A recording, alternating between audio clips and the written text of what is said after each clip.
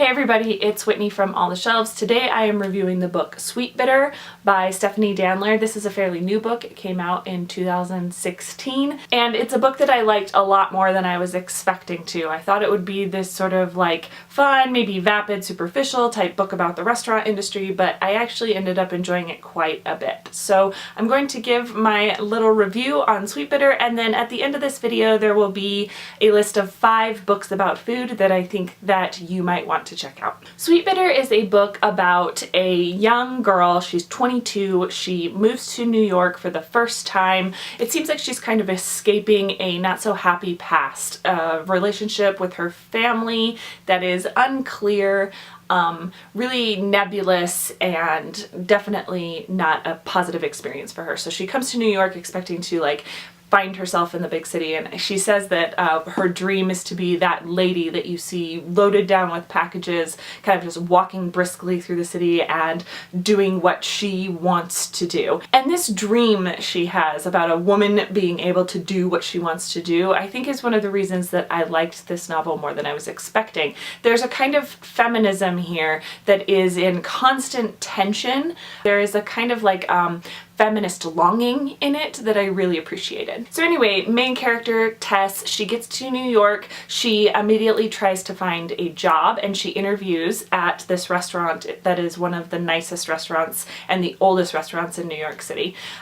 So she has no real restaurant experience. She's worked as a barista for a while, but nothing really in this world of like high-class dining. But there's something about her that the manager really likes. He likes that she seems to be just a kind person, or at least conscientious person. So he hires her, and she is what is called a back waiter, and you just follow her for this book learning how to get good at her job. I love a book about efficiency. It's a weird little thing that I look for in books, but I also like it in television shows and movies. If I get to watch somebody just learning how to get really good at their job, as long as they get really good at their job by the end of the story, I am really happy. I like watching how an intricate and complicated environment like a restaurant could work like clockwork, like that all of the gears fit into place. And I like watching a character learn where she fits into that. That definitely happens in this book, Sweetbitter. She has to learn all of the rules, how all of the relationships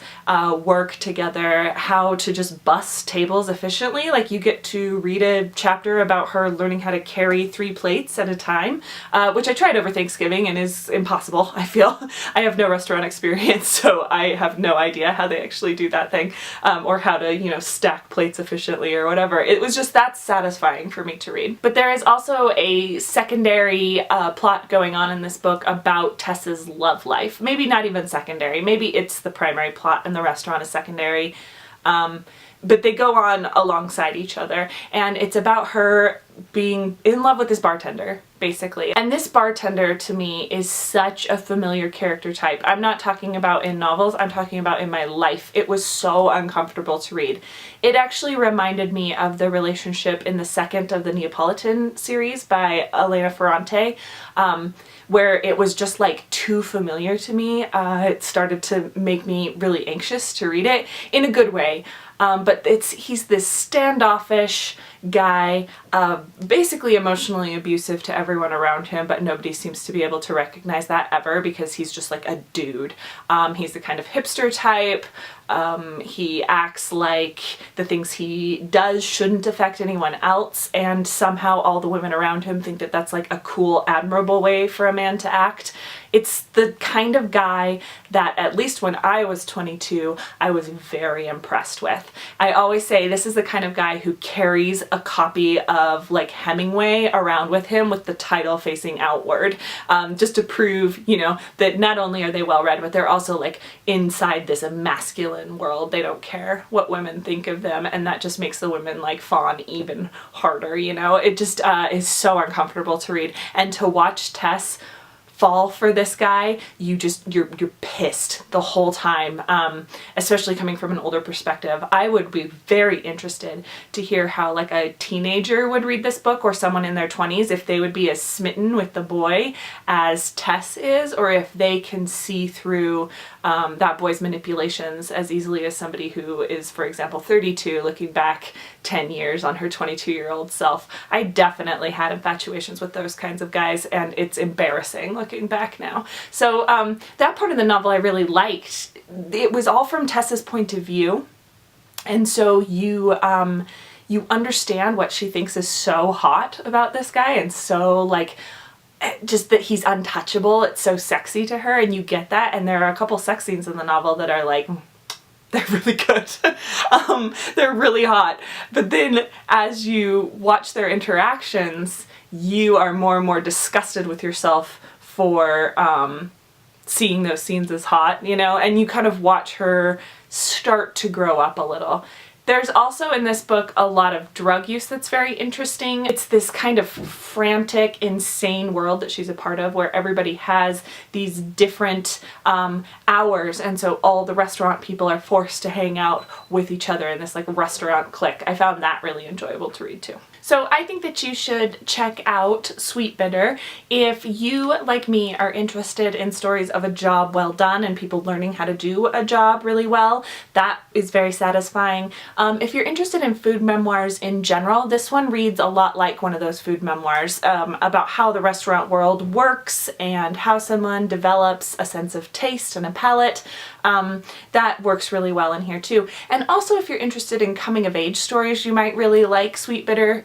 It pushes that coming of age a little bit further into the future, but it seems like these days with how life unfolds post-college for a lot of us, that might be more appropriate to have a coming of age around 22 rather than in our teenage years. But overall, this book really surprised me with its level of maturity. I wasn't expecting that, and I really enjoyed it. For the next part of this video, I want to share with you 5 food books that I think are really great. These span from memoirs to fiction to cookbooks, but they are all about food. The first book I want to recommend is Julia Child's My Life in France. This is a classic food memoir.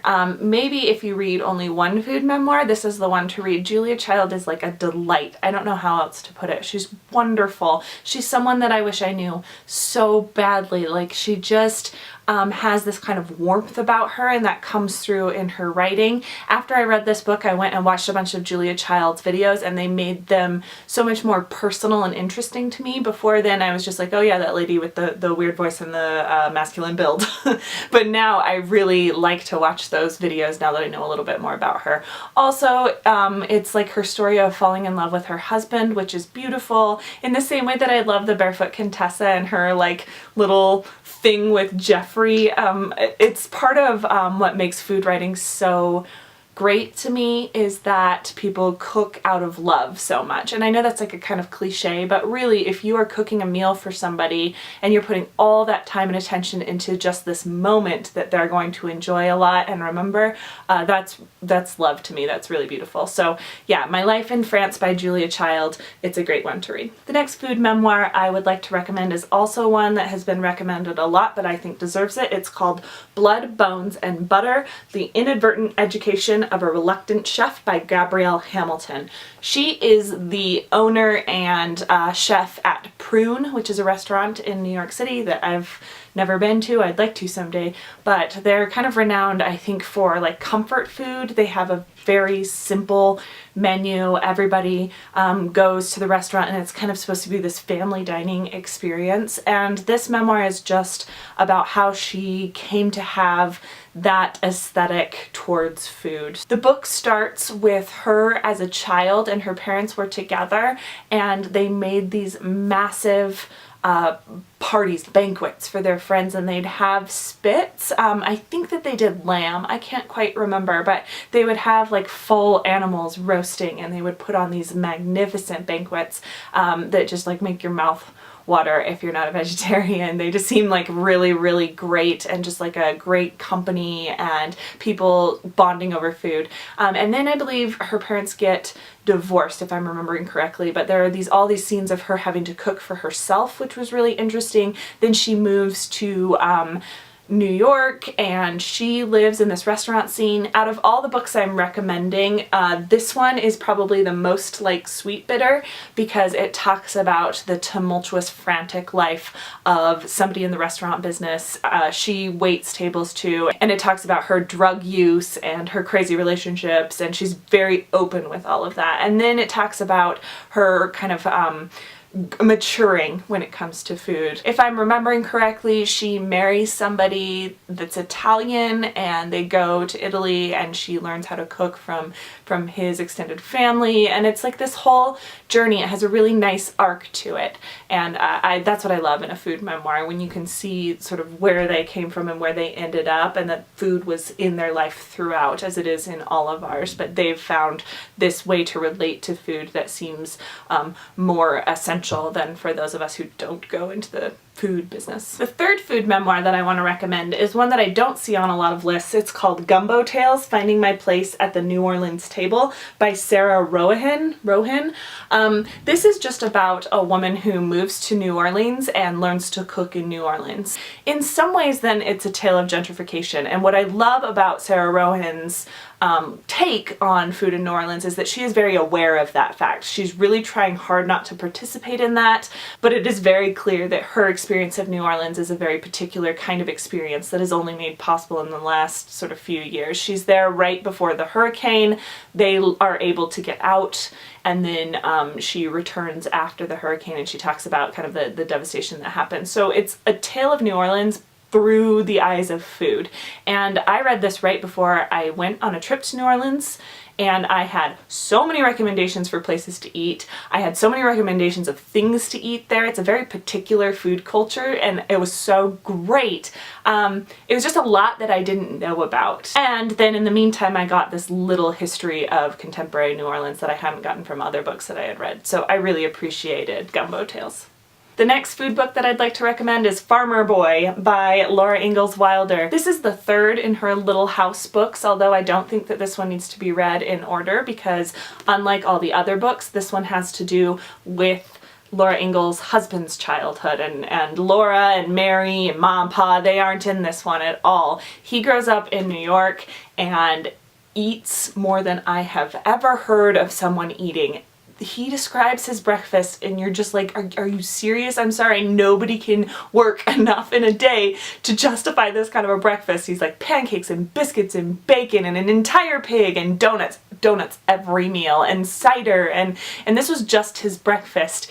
And it's like this for every meal. The whole book is about food. I feel like this is a book about Laura Ingalls Wilder being supremely jealous of her husband's upbringing, because unlike her, he was not starving or near starving. He just got to eat a ton of food. So if you like just reading about people eating delicious things and suffering no consequences, nobody in this has like a stomachache ever, then you might like Farmer Boy. I loved this book. It was such like a indulgent kind of pleasure. The last food book that I love and I want to mention is a cookbook slash food memoir, and that is the Smitten Kitchen cookbook by Deb Perelman. I've actually never said her name out loud, even though I have been reading her blog for years. I don't know how to pronounce her name, which is a little embarrassing. This blog, if you haven't heard of it, and if you have ever cooked anything, I feel like you've probably heard of Smitten Kitchen, but it is just like the perfect combination of food blog. It fits my cooking style perfectly, which is like a combination of homemade but simple. She likes to cook things from scratch. There's not a lot of canned ingredients in her recipes. But she also doesn't like to overcomplicate things, and her big thing is always cooking from like 1 or 2 pots, if that is at all possible. And so she has a lot of instructions for how to order your cooking to make the least amount of dishes. She has this tiny New York kitchen, bigger now, but used to be even tinier, that she cooks from, and so she's very conscientious of like making a huge mess. She also, even though she's in New York and has access to all kinds of ingredients, she doesn't assume that you would have access to the same things. So even when her ingredients are fresh and and sometimes unusual, they're all readily available, which is a must for me. This, her cookbook, is her blog basically, but just with in a book form, right? So she has tons of beautiful pictures. Her photography is like pretty amazing for somebody who is just like an amateur photographer. She's not classically trained in photography or cooking. Do you call it classically trained? Let's just say trained. And there's lots of great desserts. I cook out of the Smitten Kitchen cookbook more than I do out of any of my other cookbooks. And when I need a recipe for something, like let's say, oh, tonight I was thinking of making chicken noodle soup, the first thing I went to was Smitten Kitchen. She has 2 recipes and I'm trying to decide between the 2 of them because she just like makes stuff I love. At the same time, she has a great writing voice and you hear all about her life. Like you know about her husband and her 2 kids and you know what she's doing on her vacation. So she's so approachable too. And because it's a blog, it's just like an endless food memoir.